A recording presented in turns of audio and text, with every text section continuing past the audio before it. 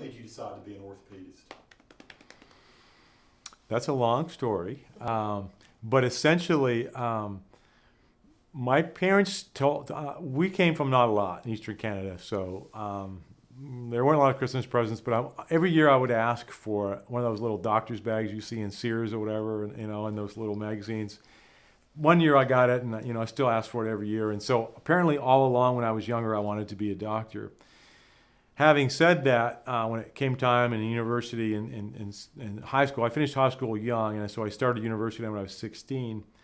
I needed to have a career that had a job, and a good job early because of our family situation and low middle class, lower class, or whatever you want to say, economic. So I remember going to the guidance counselor and saying, what will give me the best job? The most job offers. And at the time they said chemical engineering. Oil industry was firing, and they said, and I didn't know what that was. And I just said, okay, that sounds great. I wanted to sign up. So I went and I did chemical engineering.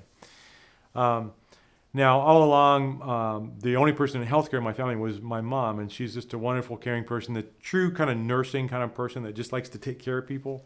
And so she was a rehab nurse, and she would take care of paraplegics, quadriplegics, amputees, things like that. She had such a caring heart. Back in those days, you could still take patients home with you. So she would bring the patients home that she loved, and we would hang out with them for their weekend. They're usually younger guys. My brothers are mine age.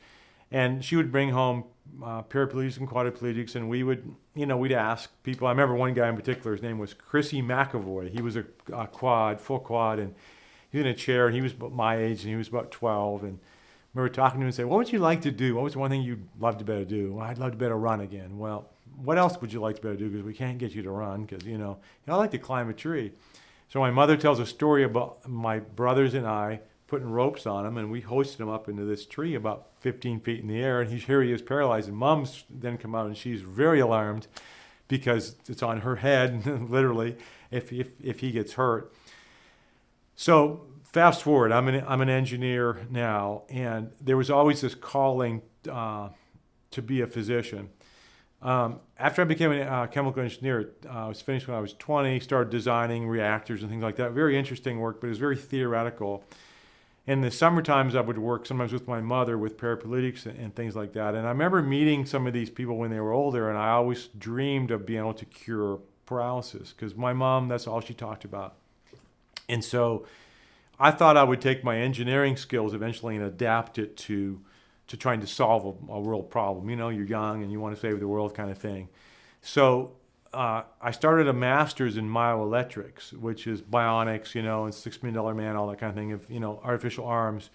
And so I was helping to design these, and I was doing it in myoelectrics. It was a big program in Canada, one of the best in the world, really. And so while I was working on an electrode and an arm, we were going to implant this into the electrode into a patient, or a portion of an electrode in the patient. Anyway, long story short, I met the orthopedic surgeon, and we were discussing about exactly how it would work. And he said to me, well, why don't you come in and see what I'm doing? So therefore, you can tell me exactly how we want to do this or whatever, or give your idea. I said, sure. And I went in, and as soon as I saw the orthopedic surgery, I went, that's what I want to do.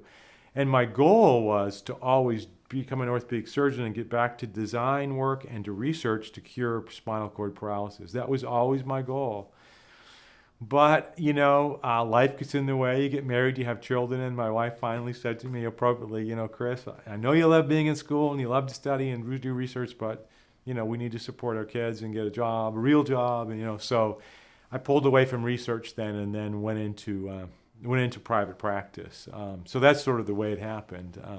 So long story. How did a person from Canada end up in Burke County? We are blessed with 9 children, and 3 of them are deaf. And so we're the first people ever to successfully go through the orthopedic program I went through in Canada and stay married, first of all, and then we had kids. So, and I love my wife, she's awesome. And so our second child was born profoundly deaf. And so immediately, as sort of a problem solver kind of person, my wife and I both, said, what are we going to do?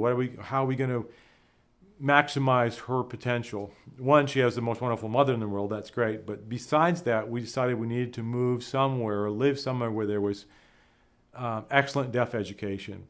And there certainly are in the bigger centers in Canada, the Torontos, Montreals, Vancouvers. And when I was finishing my training, I went and visited these places and basically said to them, I have two wonderful kids. One happens to be deaf, and we'd like to move here where there's a great deaf school. And because of what was going on in Canada at the time, especially with healthcare, no one was sure of anything, and no one could say, we'll give you a job. I even offered to do any sort of fellowship, even spine, which I don't really like that much, to do just to get to a place where there's a deaf school. And they just couldn't guarantee me that. And so when I turned to the States, I said the same thing, and they said, yeah, come on down. And they suggested a sports fellowship. That's why I did that. And then the doors were open to the United States for better deaf education. Just much more opportunity down here. And we moved to Minnesota originally because it was cold. Hockey, it was very similar. Because to leave Canada and my home and my family was not easy. It was traumatic. We had 3 kids at the time, and to leave their home country and all, their legacy, it was scary. So we thought at least by moving north, we would at least take the whole southern thing out. And that was good, and we moved there. And reading an article years ago in Reader's Digest about one of the best places in the country to raise a family was Burke County, Hickory, and Morganton area. We always kept our eyes out, and when a job opened up, we came this way. And so we haven't been disappointed. It's a wonderful place to be. And we came for the deaf school and the area to raise our family. We didn't come just for Kirsten, but that was part of the reason. We always wanted, we have to have good education for her as a part of the reason. Having said that, now that we moved here, we homeschool, and we haven't needed the deaf school for quite a while. And we just graduated her from high school, so we're very proud. And she has a full scholarship to go to Gardner Webb. So, How rewarding has it been for you to help the people here in Burke County? I'm a very blessed man, both at home with my family, but also career-wise. Not everyone will like you, certainly, but by and large, most people appreciate what you try to do. I've been blessed with huge practice with patients that come regularly from Alaska or Florida, all over. It's just been a complete blessing in my life. I mean, I just feel like I have the greatest job in the world, and it's just a privilege to go and do what I do every day.